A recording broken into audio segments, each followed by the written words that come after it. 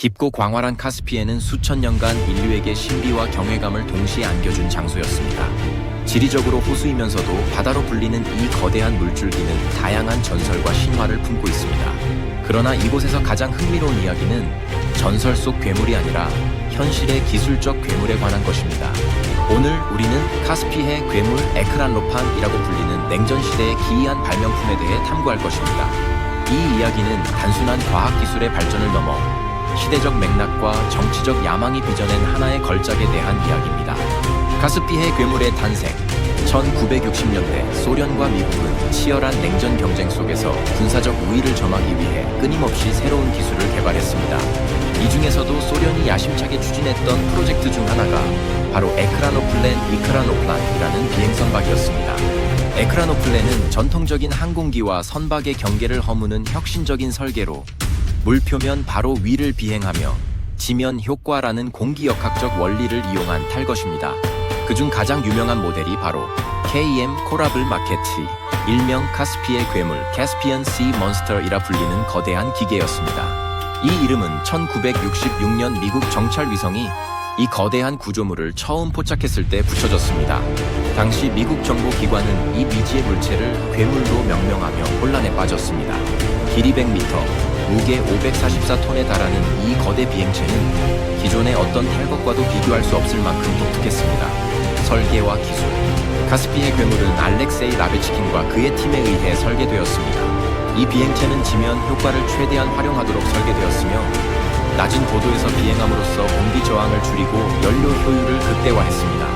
또한 최대 500톤의 무게를 실어 나를 수 있는 능력을 갖춰 군사적 물자 운송에 혁혁한 기여를 할 것으로 기대되었습니다. 또한 최대 500톤의 무게를 실어 나를 수 있는 능력을 갖춰 군사적 물자 운송에 혁혁한 기여를 할 것으로 기대되었습니다. 이는 전통적인 군함이나 잠수함보다 훨씬 빠른 속도로 적의 탐지망을 피하며 임무를 수행할 수 있는 가능성을 열어주었습니다. 하지만 이러한 놀라운 기술적 특징에도 불구하고 카스피해 괴물은 상용화되지 못하고 실험 단계에서 머무르게 됩니다. 군사적 활용 가능성과 한계. 카스피해 괴물의 주요 목표는 병력과 장비를 신속히 이동시켜 적에게 기습적으로 대응하는 것이었습니다. 특히 냉전 시기 소련은 서방의 군사적 압박에 대응하기 위해 빠르고 기동성 있는 운송수단을 필요로 했습니다. 에크라노플랜은 이러한 요구를 충족할 잠재력이 있었습니다. 그러나 그 한계 역시 명확했습니다. 먼저 거대한 크기와 구조적 복잡성으로 인해 제작과 유지 비용이 매우 높았습니다. 또한 에크라노플랜은 평탄한 수면이 필요했기 때문에 거친 바다나 파도가 높은 환경에서는 운용이 어려웠습니다.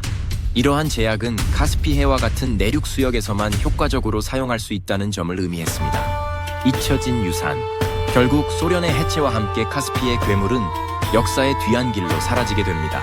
실험용 모델로만 운용되던 이 괴물은 더 이상 개발되지 않았고 오늘날에는 러시아의 군사박물관이나 폐기된 항구에서 그 흔적을 찾아볼 수 있을 뿐입니다. 그러나 에크라노플랜의 기술적 유산은 오늘날의 수상 비행기 및 기타 공기역학적 연구에 영감을 주며 여전히 남아있습니다. 현대적 재해석.